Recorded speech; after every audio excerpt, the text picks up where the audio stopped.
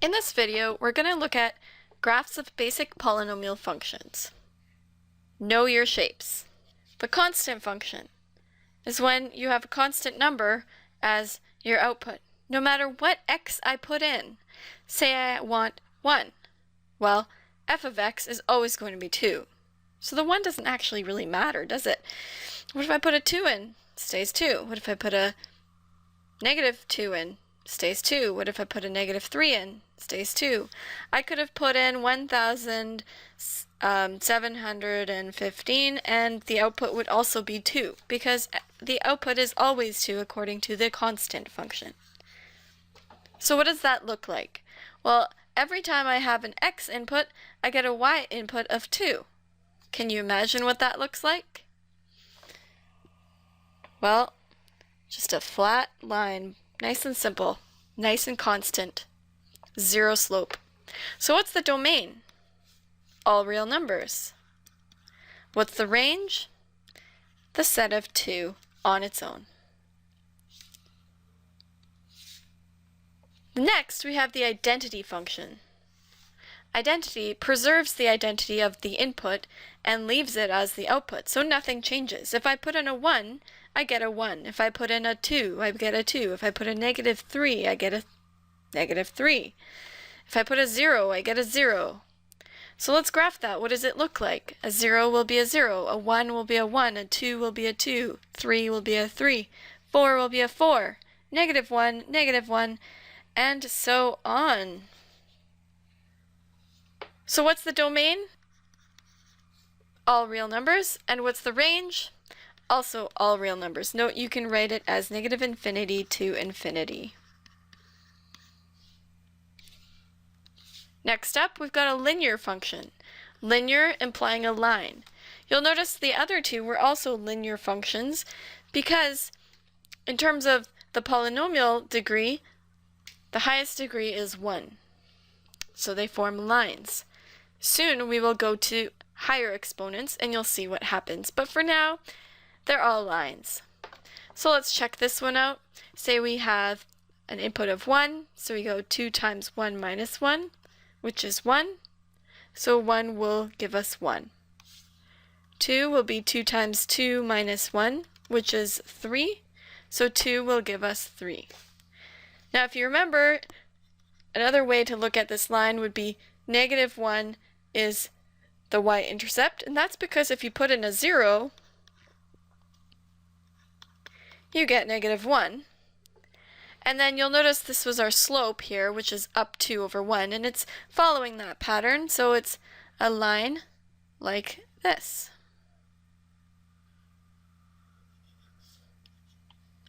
So what's the domain and range of that? Similarly, we've got all real numbers and all real numbers. Now, let's look at some higher exponents. So this is an example of the basic quadratic function, which implies the highest exponent of being 2. So the degree of the polynomial is 2. So let's see what happens with this. Do you think it's going to be a line? Well, put in a 1. 1 squared is 1. Okay, well that doesn't tell us much, does it? Put in a 2. Well, 2 squared is 4. So 2 becomes 4.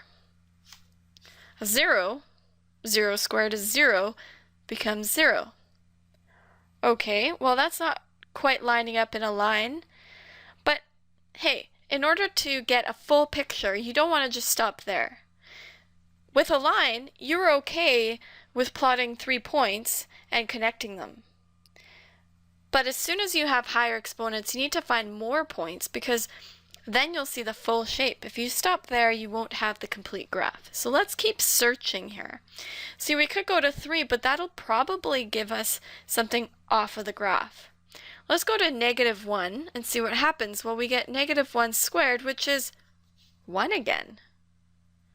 Look at that. What's negative 2? Well, negative 2 squared will be 4. You could even put in a 0.5. What do you get for 0.5 squared?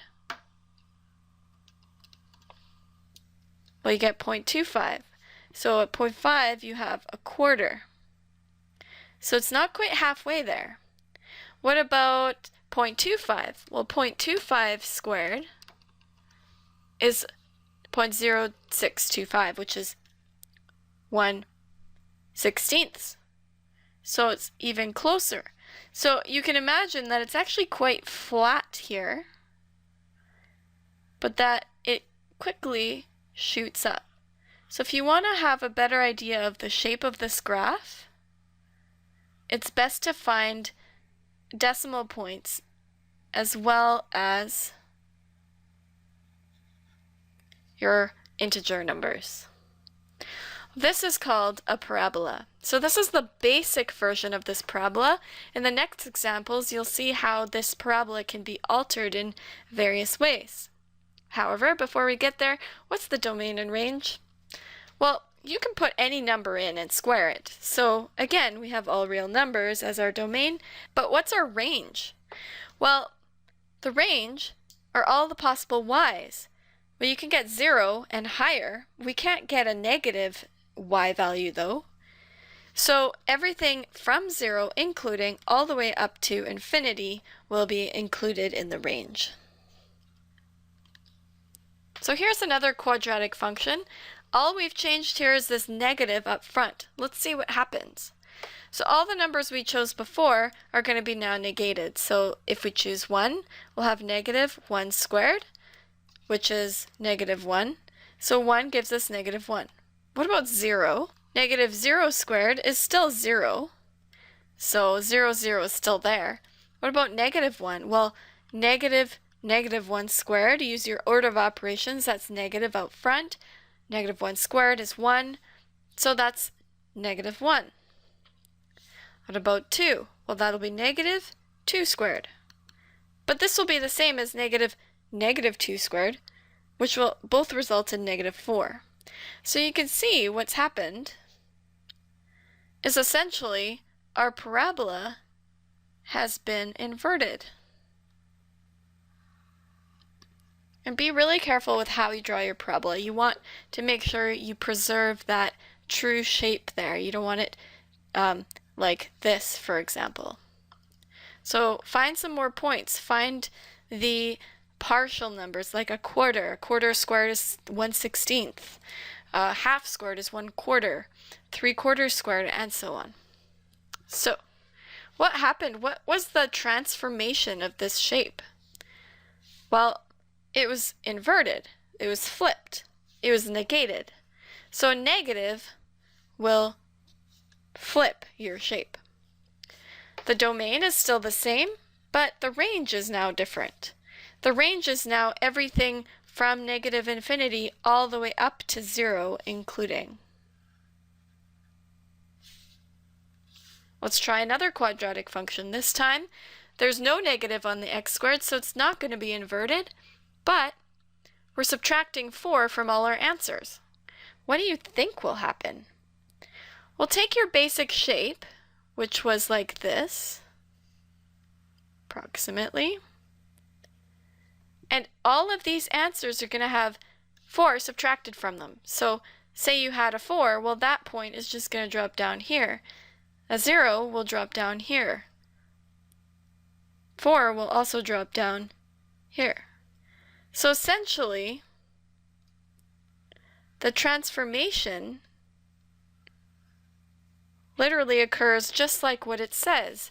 Drop 4, down 4. Okay, well, let's just test that out. If we put in a 2, do we get a 0?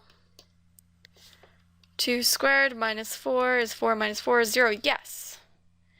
If we put in a 0, do we get a negative 4? Negative 4, yes. Negative 2. 0, yes. And so on.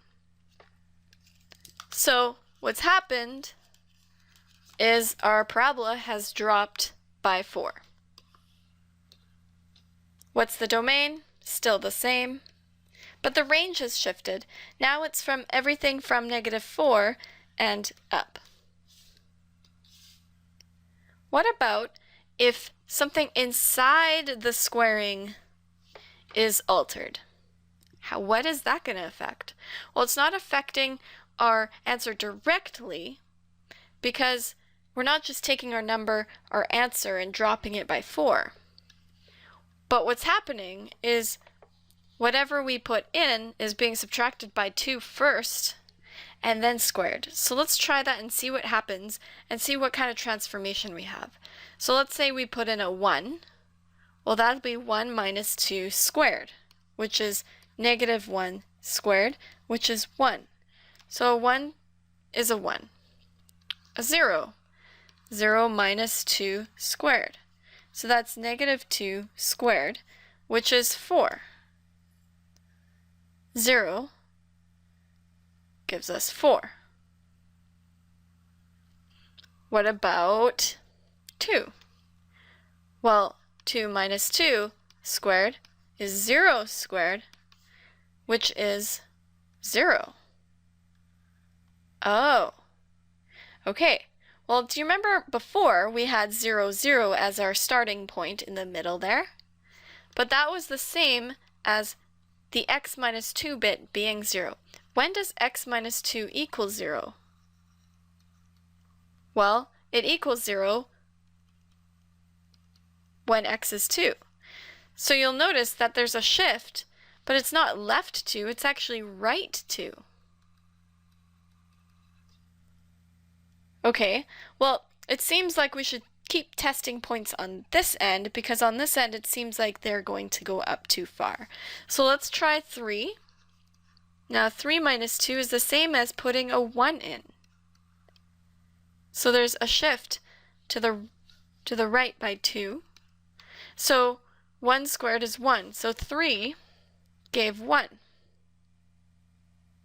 So it's actually shifted from here to there. What do you think 4 is going to give? Well, it should give us 4. You can test that out. So now our new parabola has shifted over by 2 to the right. Our domain is still the same, but our range is going from 0 to infinity.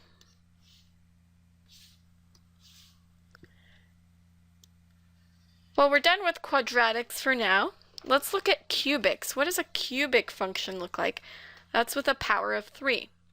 So again, the higher the exponents, the more test points you should really have. Let's put in a 0. Well, 0 cubed is 0, so we know for sure it's going to stay there. A 1 cubed is still 1, so that's there. We need something more interesting. So 2. Well, 2 cubed is 8. Whoa, that goes up really fast, doesn't it? Approximately there. Well, you can imagine that 3 will be even higher. We won't be able to graph it. So because we don't have very many points, it's hard to tell what shape it is. So I would suggest pick some fractional or decimal exponents and inputs and then see what happens. So what if we put 0.5? 0.5 cubed gives us 0.125. As a fraction, that's 1/8. So 1/2 gives 1/8. So it's really low. 3/4 cubed gives us 27 out of 64, which is just under half. So you can see it's really flat here, but it goes up really fast. Now let's see what the other side does. Do you think it'll come back up or go down? Well, remember when you cube a negative, the negative doesn't get canceled out by itself because there's 3 negatives. So see, if you have -1 cubed, that's -1 times -1 times -1, which is -1. So the negative stays if there's a negative, and the positive stays if there's a positive. So -1 is down here, and -2 acts similarly to 2 cubed, which is 8, but it stays negative. So it's going to be the same result down here. So all of these results will just be negated. So you have this shape here, this kind of S shape, where it's really flat in the middle and then goes down like so. What's the domain? Well, any number can be cubed. What's the range? Any number now, because negatives are also preserved. Let's try a variation on a cubic function. What if we add 1? Well, imagine that all of your answers from previous question are now moved up by 1 because the answer has 1 added to it. So this point will go here. And remember, this was a past point, so it'll go here. And all those points like that. So essentially, you should be able to get an intuitive feel for what that should look like. You can test some points out and see. If you put in 0, well, 0 cubed is 0, but then you add 1 and you get 1. If you put in a 1, 1 cubed is 1 plus 1 is 2. And so on. Negative 1, you'll have negative 1 cubed plus 1, which is negative 1 plus 1, which is 0. And so on. So you should test some more points and determine what that is. But the shape has moved up by 1. Similarly, you can imagine if something happened to the inside, like say this would be a shift to the right by 2, just as in our squared example. But I will leave that up to you to practice and figure out for yourself. Before we end, what's the domain? All real numbers, anything can be cubed and added by 1. What's the range? Anything can result.